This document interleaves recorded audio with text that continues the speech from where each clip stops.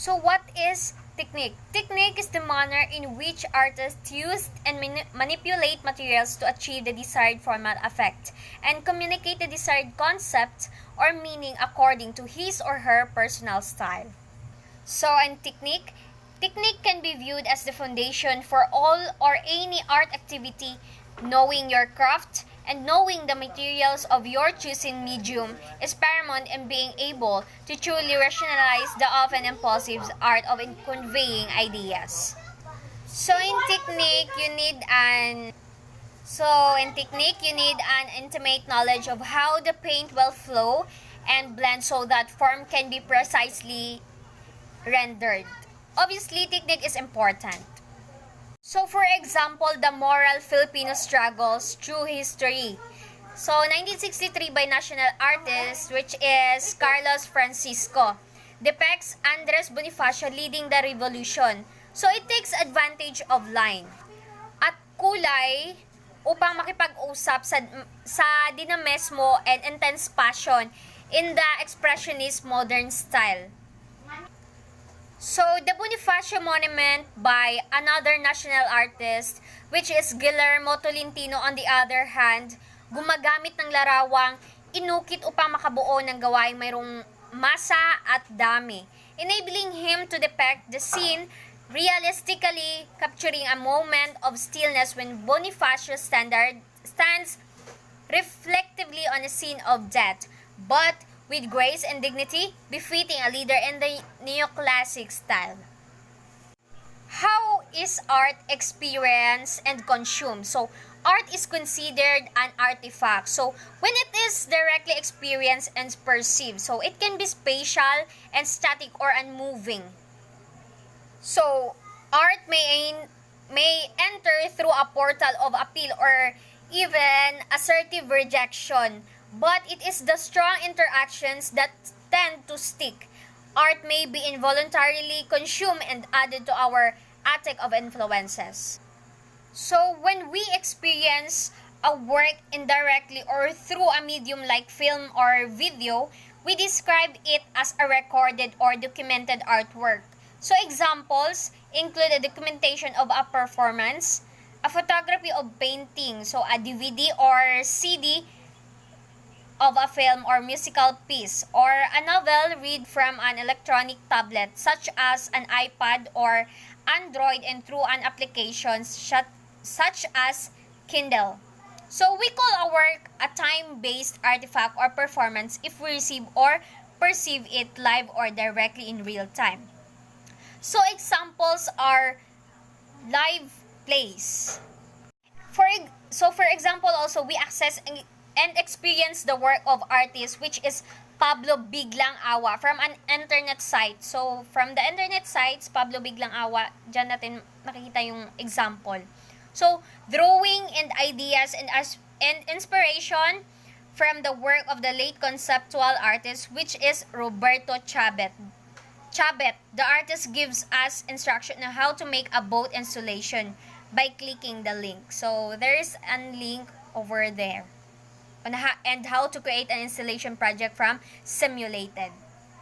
Gesture of sitting, lying down, walking, sitting through the link. So, as each video progresses, animated images are unreeled, allowing us to perceive glimpses or ideas of the finished work as we view this on our monitor. So, the work was shown at the Lopez Museum in 2012.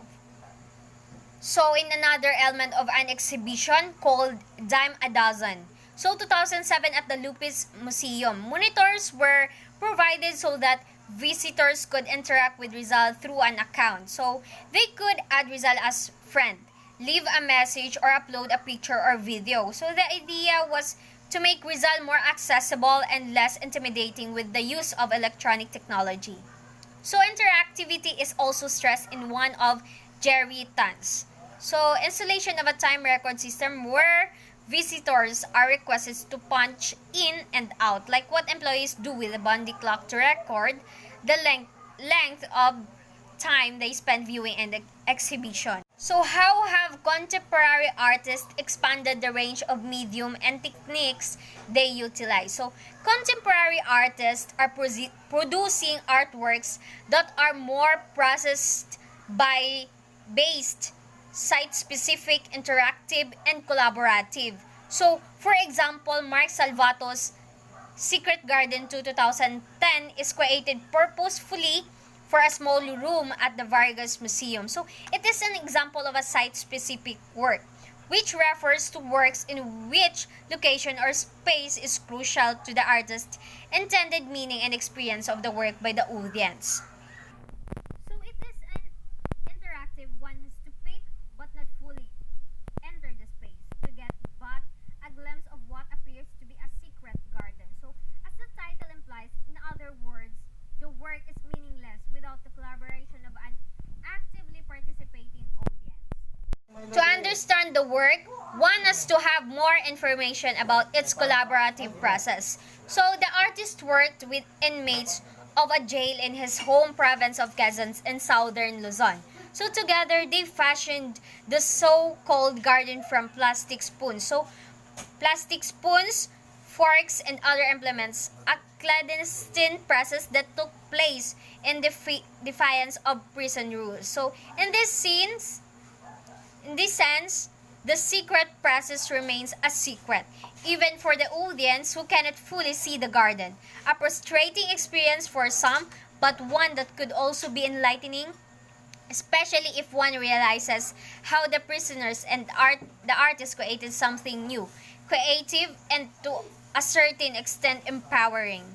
So the interactivity of games is also a core element in the early work of Ecoy Ratio, who printed a set of trump cards that had images of Philippine car wrecks, complete with a body count, and other information related to accidents instead of the car statistics that normal trump cards have printed on them. So the cards were installed on a table with matching chairs on which visitors were invited to sit and to play. So a morbid game that also essentially made fun of the commercial worship of speed and materials exists. So technique involves tools and technology ranging from the most traditional, for example, the carving, silk screen, analog photography, and filmmaking, to the most contemporary is the digital photography, digital filmmaking, music production, industrial design, and robotics. Live performance art and installation. So a time-based artifact is recorded and we watch it in real time but not at the site of production.